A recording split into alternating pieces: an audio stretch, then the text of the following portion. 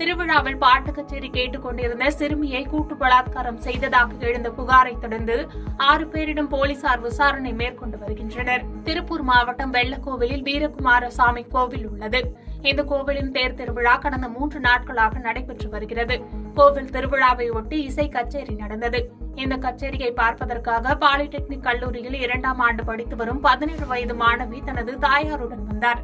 இசை கச்சேரியை அந்த மாணவி முன்வரிசையில் அமர்ந்து பார்த்துக் கொண்டிருந்தார்.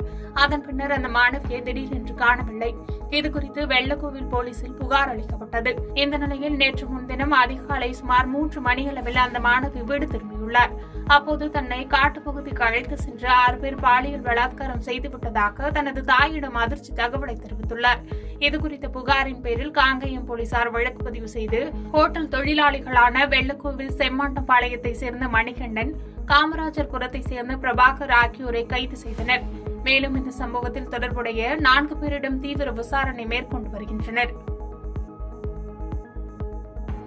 பாதகம் செய்பவரை கண்டால் நாம் பயங்கொள்ளலாகாது பாப்பா. மோதி மிதித்து விடு பாப்பா, அவர் முகத்தில் உமிழ்ந்து விடு பாப்பா. அண்மை செய்திகளை உடனுக்குடன் தெரிந்து கொள்ள இணைந்திருங்கள் இயம்நாடு தொலைக்காட்சியுடன்.